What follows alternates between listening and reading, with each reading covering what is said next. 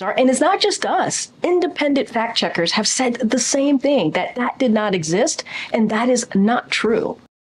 That shot was clipped a little bit at the beginning. It was the moment we've seen for the last couple of days of Karine Jean-Pierre at the White House saying that Kamala Harris was never the border czar, emphasizing she was only tasked with looking at the root causes of illegal immigration from Guatemala, El Salvador, and Honduras. So for more on this, let's bring in former Border Patrol Chief Rodney Scott joining us. Chief, was Harris made the border czar or given these immigration duties when you were the chief? And did she ever call you or meet with you? So let's back up. Thanks for having me on, Griffith. Let's back up a second.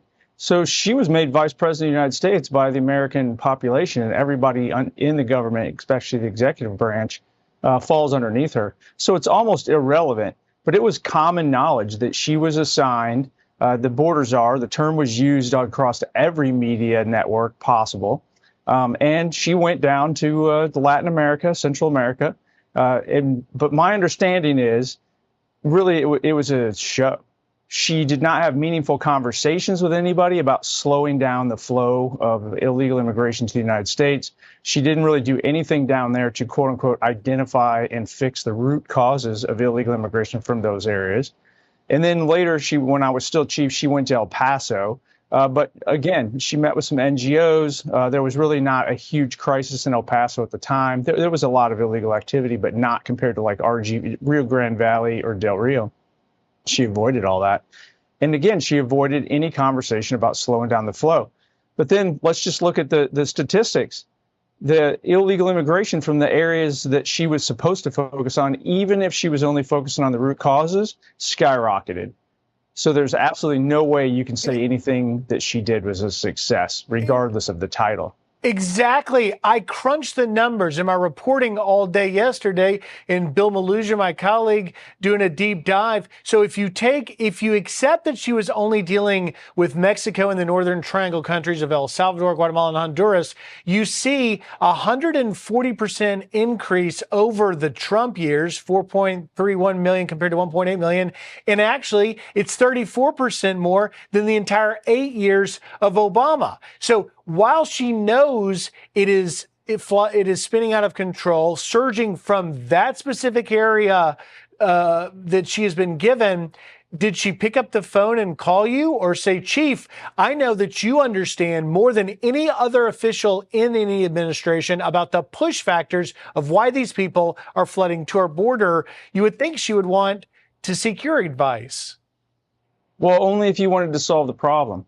So let's not forget that this administration, and she's a critical part of it, campaigned on opening the border and making it easier to get into the United States. They never talk about securing the border or slowing down the flow.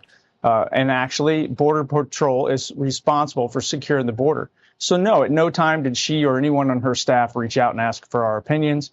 When we tried to basically push our professional perspective unsolicited, it was met with just complete hostility. And then ultimately, that's why I ended up getting forced out of my position and retiring. They did not want to secure the border.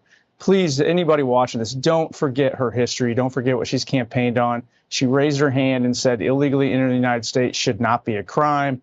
She's from San Francisco, which was always a sanctuary city. Now the entire state of California is a sanctuary state. What she did as vice president is just carry on what she's done her entire political career. And to think she's going to change now, that she's a presidential candidate, would be pretty naive. Chief, I want to lastly it appears the White House is trying to spin the border crisis as a positive for Harris. President Biden tweeting on his official presidential X handle this graphic, which you see under President Biden, unlawful crossings at the southern border have dropped by 55%. There's no context. There's no defined time period. But as best I can determine, looking at the numbers, that's certainly not compared to the Trump years. It's perhaps from back in December, in January, when there was 300,000 illegal crossings compared to the 130 to 170 happening now. So that's the problem with statistics, right? You have to be very, very specific about what you're comparing. So let's really look at the big picture. Last month in June, there were over 204,000 encounters with illegal aliens coming into the United States.